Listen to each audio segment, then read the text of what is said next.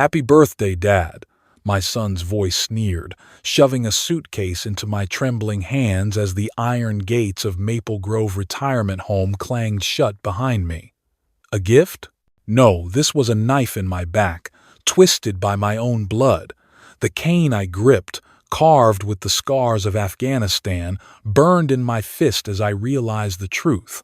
He wasn't just locking me away. He was stealing my home, my life, my honor, selling it all to prop up his pathetic coffee shop dreams. My heart shattered, each piece cutting deeper than shrapnel.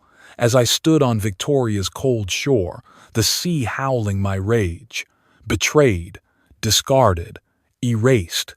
My sacrifices for this country, my years building a family, reduced to a dollar sign by the boy I raised. The pain sears my soul, unbearable, unending, but I'm not broken, and I'll fight back with every breath I have left. Before we continue, please subscribe to the channel and let us know in the comments where you're tuning in from, whether it's somewhere beautiful in Canada or anywhere else in this amazing world. The clang of Maple Grove's gate still echoed in my ears as I stood frozen, the Victoria sea breeze cutting through my jacket. My son's betrayal burned hotter than any desert sun I faced in Afghanistan. That house in Fairfield, all 200 square meters of it, wasn't just bricks and mortar, it was my life with Mary.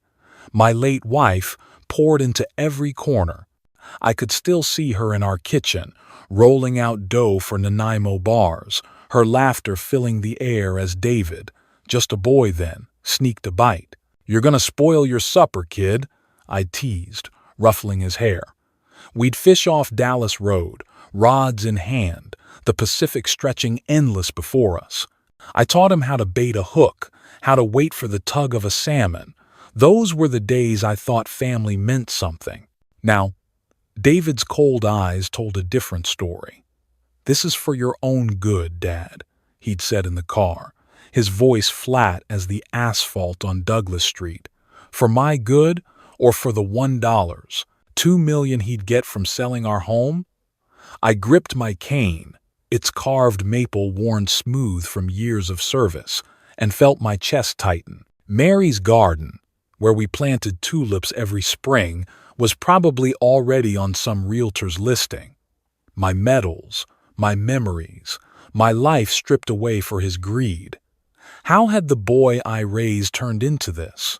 I'm George Campbell, and this pain fuels my fight. The Victoria wind howled outside Maple Grove's sterile walls, mocking the fire in my chest as I stood in the dim lobby, my cane tapping the polished floor. David's words, "This is for your own good, Dad," rang hollow, a lie as cold as the 10-degree air seeping through the glass doors. My home in Fairfield, the one Mary and I built with 45 years of love, was slipping away, and I could feel it. The suitcase David had thrust into my hand sat heavy by my feet, its zipper glinting like a traitor's smile. I wasn't ready to be a prisoner here, not after surviving deserts and gunfire. My fingers, still calloused from years of service, fumbled with the suitcase's clasp. I had to know what he'd packed, what he'd chosen to define the rest of my life. Inside, I found my old flannel shirts, neatly folded, but not by me, a pair of worn boots, the ones I wore fixing our old Chevy in the garage with David, sat at the bottom. But something else caught my eye, a folded piece of paper, stuffed into a side pocket, its edges creased as if hidden in haste. My hands shook as I unfolded it. A real estate contract, listing our Fairfield home for $1.2 million, with a signature scrawled at the bottom. It wasn't mine. The loops and slashes were wrong, too smooth, lacking the tremor I'd developed since Mary's death. My breath caught, sharp as a blade. "David," I whispered, my voice low. "What have you done?" I sank onto a stiff chair in the lobby, the paper crumpling in my grip. The contract listed a closing date next week. Next week, my home, where Mary's tulips still bloomed each spring, where we'd carved our initials into the oak tree out back, was already on the market. I could see it now. Realtors trampling her garden, strangers walking through our kitchen, erasing every trace of us. My pulse thundered, drowning out the hum of Maple Grove's air conditioning. David hadn't just brought me here to rest. He was burying me alive to cash in on my life's work. I needed answers.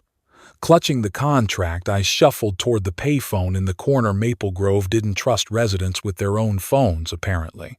My fingers dialed Margaret Fraser, my old friend and lawyer from our days advocating for veterans in Victoria. "Margaret," I said when she picked up, my voice tight with barely contained rage. "I found a contract. It's got my name, but I didn't sign it. They're selling my house." There was a pause, then Margaret's voice, steady as ever. "George, stay calm. Send me a photo of that document. I'll check it out." I could hear her scribbling notes, the sound grounding me. If this is what it looks like, we're dealing with fraud, serious fraud. As I hung up, footsteps approached. Laura, David's wife, stood in the doorway, her smile as fake as the pearls around her neck. "Everything okay, George?"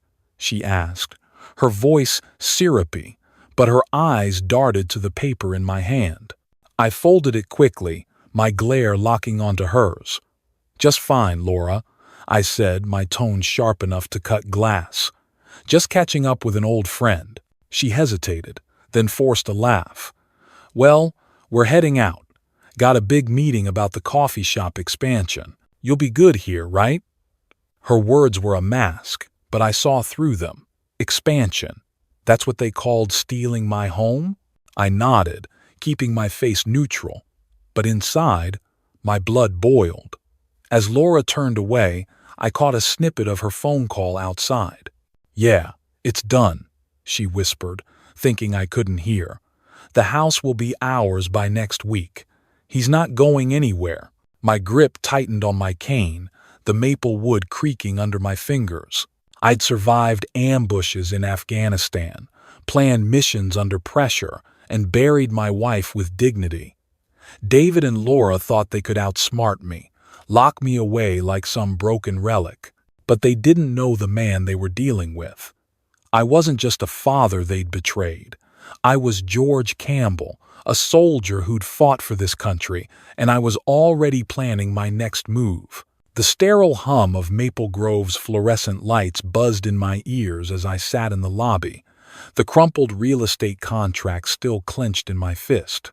The Victoria Sea, just 2 kilometers away, roared in my mind, its waves crashing against the pain that David's betrayal had carved into my soul. My cane rested against the chair, its maple wood etched with memories of Afghanistan. Memories my son had trampled to sell our Fairfield home for $1.2 million. But the wound was about to cut deeper, sharper than any shrapnel I'd faced in Kandahar. I needed to know what else David had taken, what else he deemed worthless in his greedy calculus. My trembling hands unzipped the suitcase again, searching for answers in the relics of my life he packed away.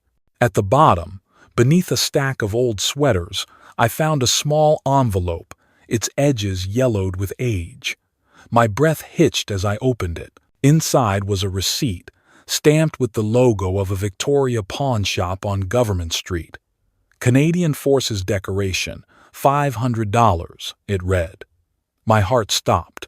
My medal, the one I earned saving 3 soldiers from a burning convoy in 2006, the one Mary pinned to my chest with tears in her eyes, was gone. Sold. For pocket change. The paper slipped from my fingers, fluttering to the floor like a dying leaf. My vision blurred, not from age, but from tears that burned hotter than the desert sun. "David," I whispered, my voice breaking, "how could you?" I saw it all again. Mary's proud smile at the ceremony, her hand squeezing mine as the commanding officer shook my hand.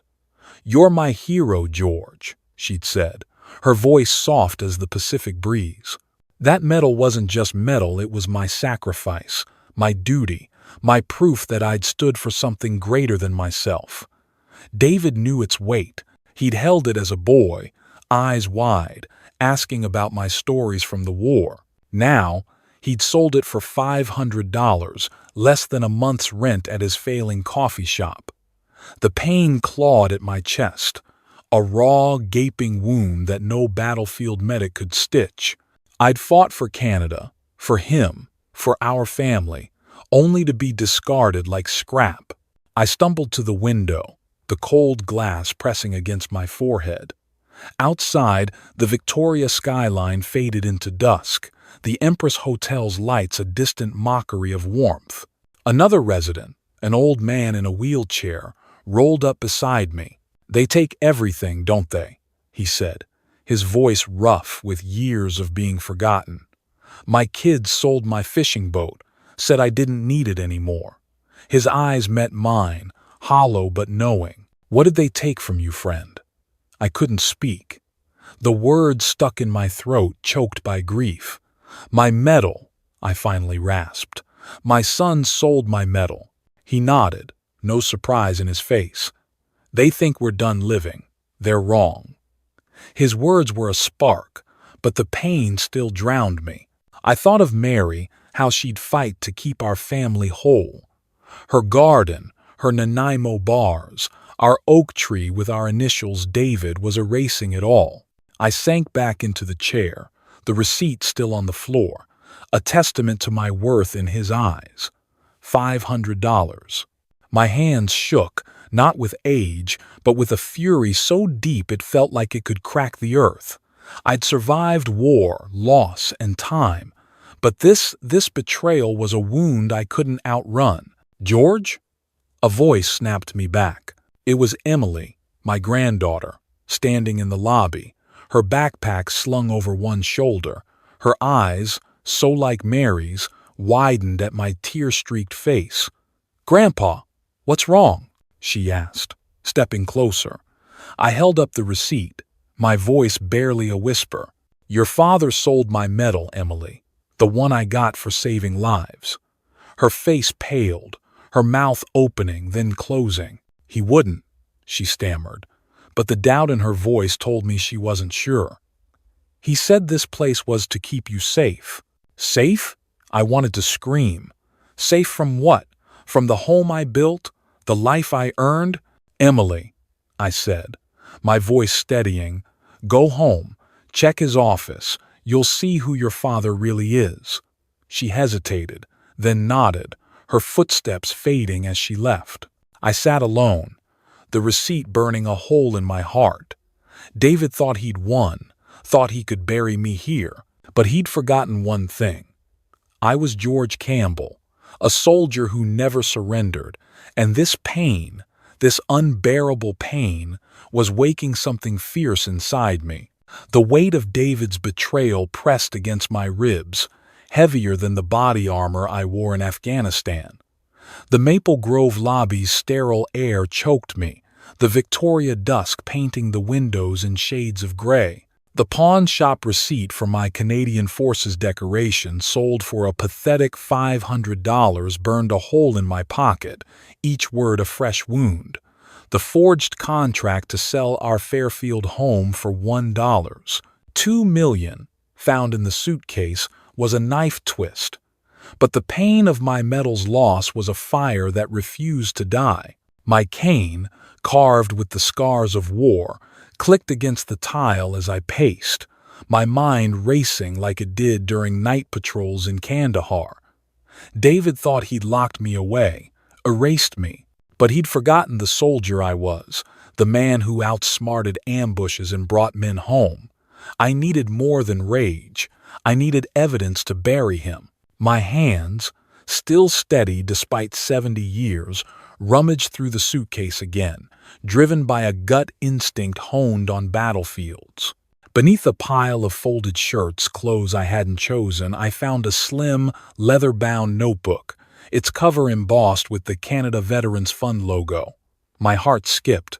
Mary and I had poured our savings into this fund in 2008, a $5 million endowment to support wounded soldiers across British Columbia. My name stood bold on the first page. George Campbell, controlling shareholder. A rush of power surged through me, sharper than the Pacific's salt air. David didn't know. He saw only an old man's house to steal, not the legacy I held in my hands. Mary's voice echoed in my mind, soft as the tulips in our Fairfield garden. This is for those who gave everything, George. This was my counterattack. I gripped the notebook and hobbled to the payphone, the lobby's fluorescent hum fading behind my focus. Margaret Fraser, I said when she answered, my voice a low growl. I've got the Canada Veterans Fund papers. I'm the primary shareholder. David's been moving money from our house. Dig into it. Margaret, ever the sharp lawyer who'd fought for veterans' rights beside me, didn't hesitate. I'm already on the contract you sent, George. The signature's a forgery, and I'm pulling bank records now. If David's been siphoning funds, we'll catch him red-handed. Her keyboard clacked like gunfire. I'll call you back in an hour. As I hung up, the lobby door swung open. Emily, my granddaughter, slipped in, her face ashen under her backpack's weight. "Grandpa," she whispered, clutching a manila envelope, "I went through Dad's office like you asked." Her hands trembled as she handed it over. Inside was a bank statement showing a $250,000 transfer from a mortgage on our Fairfield home to David's coffee shop account, dated 2 days ago. My vision narrowed, rage boiling like a storm off Dallas Road. He hadn't just planned to sell the house, he'd already bled it dry, mortgaging our legacy for his failing business. "He told me it was for my university," Emily said, her voice cracking, eyes glistening with tears. "But it's all for his shop, isn't it?" I steadied her with a hand on her shoulder, my voice firm despite the fire in my chest. "Emily, your father's been lying to us both, but we're stopping him now." Her eyes, so like Mary's, searched mine, torn between loyalty and truth. "What if he knows I took this?" she asked, voice small. "He won't," I said, my tone unyielding as the cliffs along Victoria's shore. "Go home. Keep quiet. I've got this." She nodded, slipping out, her footsteps soft against the tile. I clutched the bank statement, my pulse hammering. The Canada Veterans Fund wasn't just money, it was a network, a lifeline to every veterans group from Victoria to Vancouver. David and Laura, scheming in their glass-walled condo downtown, had no idea the forces I could summon. Margaret called back, her voice taut with urgency. "George, it's a mess. David funneled the mortgage money through a shell company in Burnaby. I found a $3,000 payment to a forger for the contract. The Victoria police are involved, fraud division. They're pulling records as we speak." My grip on the notebook tightened, the leather creaking. I'd outmaneuvered enemies in the desert, planned missions under mortar fire. This was no different. David thought he'd won, stripping my metal, my home, my trust. But the Pacific's waves roared my defiance, and I'd show him a veteran's true strength. The Victoria twilight bled through Maple Grove's windows, casting jagged shadows across the lobby where I stood, the Canada Veterans Fund notebook clutched like a grenade in my hand. The pain of David's betrayal, selling my metal for $500, mortgaging our Fairfield home for $250,000 burned like a wound. But the $5 million endowment in my name was my counterstrike. My cane tapped the tile, each click a countdown to justice. David and Laura thought they'd caged me, but they'd forgotten the soldier who'd outwitted insurgents in Afghanistan. I'd survived hell. I'd survived this. The bank statement Emily found, proof of David's theft, lay folded in my pocket beside the pawn shop receipt. Margaret Fraser's call had confirmed the fraud, a $3,000 payment to a forger in Vancouver. Now, I'd turn their scheme to ash. I marched to the front desk, my eyes locking on the receptionist. "I need Robert McKay, now." I said, my voice low but sharp as a bayonet. She hesitated, then buzzed the director. Robert appeared, his suit crisp, but his smile nervous, like he sensed a storm. "Mr. Campbell, is something wrong?" he asked, his tone too smooth for the sterile air of Maple Grove. I slid the Canada Veterans Fund notebook across the desk, its leather cover thudding like a gavel. "I'm the primary shareholder of this facility," I said, my words cutting through his facade. "Your admissions process let my son lock me away with a forged contract. I want answers." Robert's face paled, his hands fumbling with a pen. We followed protocol, Mr. Campbell. Your son provided documentation." "Forged documentation," I snapped, my voice rising, echoing off the marble walls. "A fake signature to sell my home for $1.2 million. You didn't verify a thing, did you?" he stammered, eyes darting to the notebook. "We had no reason to doubt. You had every reason." I cut him off, leaning forward, my cane grounding me like a rifle. "This place is supposed to protect veterans, not warehouse them for profit. I'm calling an emergency board meeting. You'll answer for this." Robert's jaw tightened, but he nodded, sweat beading on his forehead. "I'll arrange it, Mr. Campbell. Tomorrow morning, 9 a.m.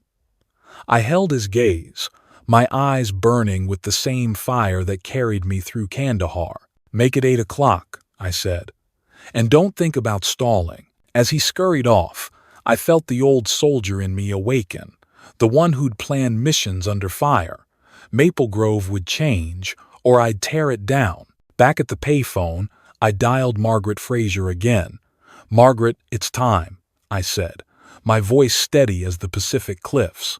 "Freeze the Canada Veterans Fund accounts. David doesn't get a cent." Her response was swift like a sniper's shot. "Done, George. I've locked the accounts and sent the bank statement to the Victoria Police. They're tracing the $250,000 mortgage transfer to David's shell company. Fraud division's building a case, elder abuse, forgery, the works. They'll want your statement soon." I nodded, though she couldn't see. "Tell them I'm ready. And Margaret, get me the Royal Canadian Legion's regional director. I want their support." As I hung up, a soft voice broke the silence. "Grandpa?" Emily stood in the doorway, her eyes red from crying, a small box in her hands. "I found this in Dad's office," she said, her voice trembling. She opened it, revealing my Canadian Forces decoration, its silver glinting under the fluorescent lights. My throat tightened, not with pain now, but with a flicker of hope. "He didn't sell it?" I asked, my voice barely a whisper. Emily shook her head. "He was going to. I took it before he could. I touched the metal, its weight anchoring me to Mary's pride, to the men I'd saved." "You did good, Emily," I said, my hand on her shoulder. "Stay strong, this isn't over." I stood taller, the notebook and metal in my hands like weapons. David and Laura, scheming 5 kilometers away in their downtown Victoria condo, thought they'd won, but I'd rallied troops before, turned chaos into order.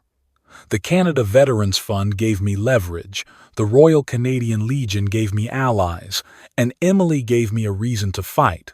The Pacific's roar outside echoed my resolve, a tide rising to drown their greed. David would learn what it meant to cross a veteran who'd never backed down. The Maple Grove lobby felt like a battlefield, the Victoria night pressing against the windows, its 8-degree chill seeping through the glass. My Canadian Forces decoration, rescued by Emily from David's office, rested heavy in my pocket, its silver a reminder of the honor he'd tried to sell. The Canada Veterans Fund notebook, proof of my $5 million legacy, lay on the desk where I'd left it after confronting Robert McKay. I'd frozen David's accounts, alerted the Victoria Police, and rallied the Royal Canadian Legion. My cane tapped the floor, each click a pulse of defiance. David thought he'd buried me in this 200 square meter prison, stealing my Fairfield home for $1.2 million and mortgaging it for $250,000. But I was a soldier, forged in Afghanistan's fire, and he'd underestimated me. Now he was coming to face me, and I was ready. The lobby doors slammed open, David storming in, his face twisted with rage. "You're ruining everything, Dad," he shouted, his voice echoing off the marble walls. Laura trailed behind, her eyes narrow, clutching her phone like a weapon. Residents in wheelchairs turned, their faces lit with curiosity. "You called the police? Froze my accounts?" David's fists clenched, his voice shaking with desperation. "This was for your safety. You're too old to live alone." His lies stung sharper than the shrapnel I'd dodged in Kandahar. I stood tall, my cane grounding me, and pulled the bank statement from my pocket, its $250,000 transfer glaring like evidence in a court. "Safety?" I roared, my voice cutting through the lobby's hum. "You mortgaged my home, David, stole $250,000 for your failing coffee shop." I held up the forged contract, its fake signature a mockery of my name. "You paid a forger $3,000 to lock me away. Don't talk to me about safety." David's face flushed, his mouth opening then closing. Laura stepped forward, her voice shrill. "You're confused, George. We're protecting you. That house is too big for one man." Her words dripped with false concern, but her eyes betrayed her, darting to the notebook on the desk. I leaned closer, my voice low and lethal. "Protecting me? Or your bank account? I know about your shell company in Burnaby, Laura. The police have it all: bank records, the forger's payment, even the pawn shop receipt for my medal." I pulled the Canadian Forces decoration from my pocket, its silver catching the light. David's eyes widened, his bravado crumbling. You got that back?" he stammered. Emily, standing quietly in the corner, spoke up, her voice trembling but firm. "I took it, Dad. You were going to sell Grandpa's honor for $500. I couldn't let you." The lobby fell silent, the weight of her words hanging heavy. Residents whispered, their eyes on David, judgment etched in their faces. I turned to Robert McKay, who'd crept in, his suit rumpled with worry. "Robert, you let this happen," I said, my voice steel. "A forged contract, no verification. Maple Grove's supposed to honor veterans, not cage them." Robert's hands shook, his voice barely a whisper. "Mr. Campbell, we'll fix this, I swear." Before David could respond, the lobby doors opened again. 2 Victoria police officers stepped in, their badges glinting under the fluorescent lights. "David Campbell, Laura Campbell," the lead officer said, her voice sharp as a blade. "You're under arrest for fraud, elder abuse, and conspiracy."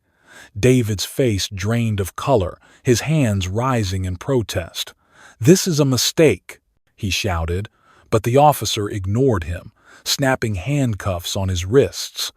Laura's phone clattered to the floor as she was cuffed, her composure shattered.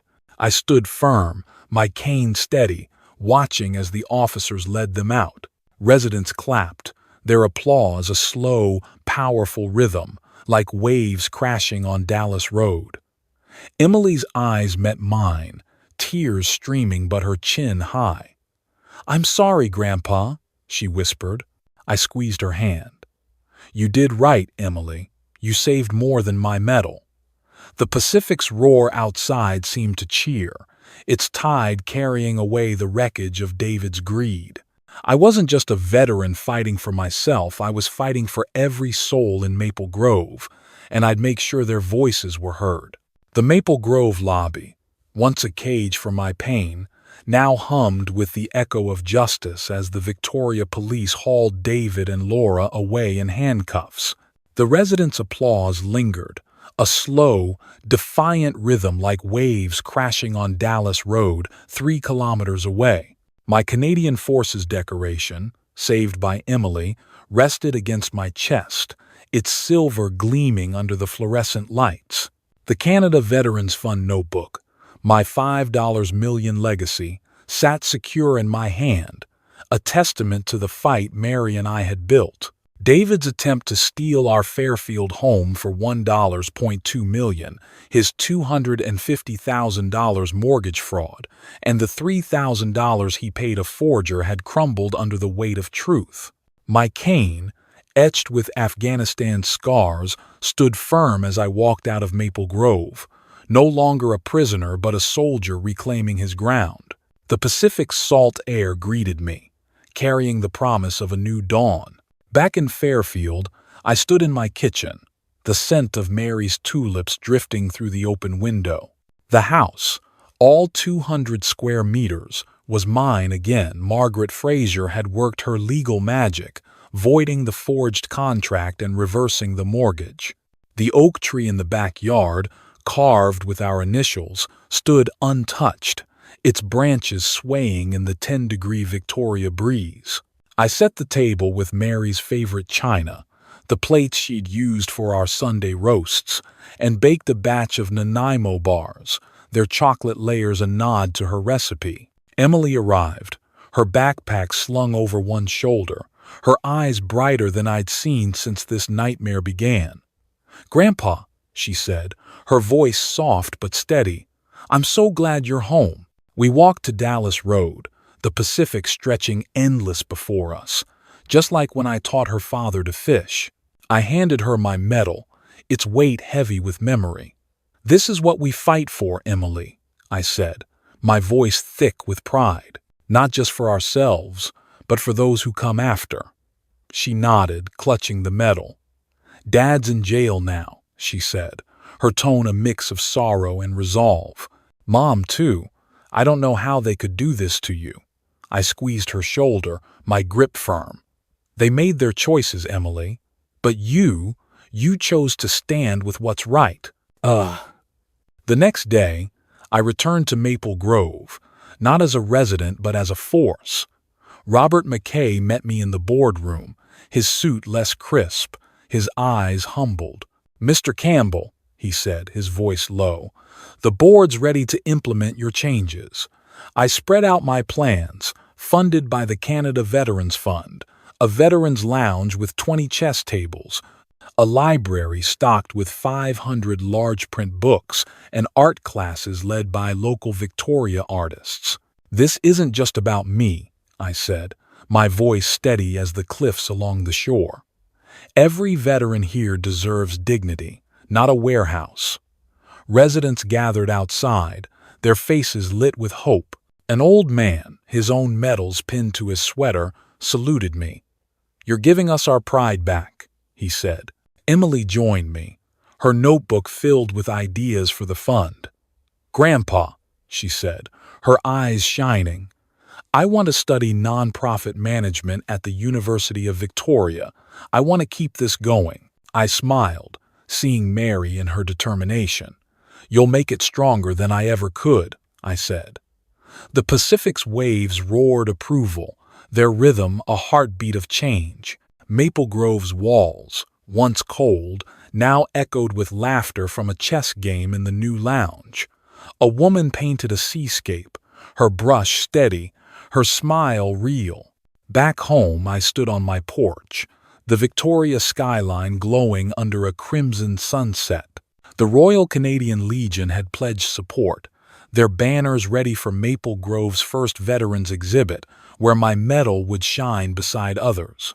David's coffee shop, 5 kilometers away, was shuttered, its Yelp reviews buried under a flood of one-star ratings after news of his arrest spread. But this wasn't about revenge. It was about restoring what was right for me, for Mary's memory, for every veteran forgotten in places like Maple Grove. The Pacific stretched before me, its horizon endless, whispering that my fight had sparked a legacy. Emily stood beside me, ready to carry it forward, and I knew we'd built something no one could steal. The Victoria sunset painted the Pacific in hues of gold and crimson, its waves whispering peace across the 3-kilometer stretch from my Fairfield porch. My Canadian Forces decoration, once nearly sold for $500, hung proudly on my chest, a symbol of battles won on Afghan sands and in Maple Grove's sterile halls. The Canada Veterans Fund, with its $5 million legacy, had transformed that place from a prison into a haven, where veterans now played chess on 20 new tables and painted seascapes in art classes. David and Laura, locked away for their $1.2 million scheme and $250,000 fraud, could no longer steal my home or my honor. Emily, standing beside me, her eyes bright with purpose, had chosen to carry Mary's legacy forward at the University of Victoria. My cane, etched with war's scars, rested against the porch railing, no longer a crutch but a badge of resilience. The pain of betrayal had forged something stronger, a community reborn. This fight wasn't just mine. It was for every veteran whose sacrifices are forgotten, whose dignity is traded for profit. I learned 3 lessons through this fire, and I share them with you now. First, honor the dignity of veterans. Listen to their stories, like those I heard in Maple Grove, where an old soldier's salute carried more weight than gold. Second, build community. Join groups like the Royal Canadian Legion, just 5 kilometers from here, to protect those who protected us. Third, stand against injustice. When you see greed like David's $3,000 deal with a forger, use your voice, your connections, to fight back. These lessons aren't just words, they're the heartbeat of a life worth living. If my story moved you, if it stirred something in your soul, I ask you to join me. Like this video on Maple Revenge, comment with your thoughts, maybe a story of your own about a veteran who inspired you. Subscribe to our channel to hear more tales of resilience, of ordinary Canadians standing tall. Your support keeps these stories alive, ensuring no veteran is forgotten. As I stood on my porch, the Pacific's rhythm sang of hope, of battles won not with fists but with heart. Emily smiled beside me, ready to lead. Together, we'd honor Mary's dream, and I knew you'd stand with us.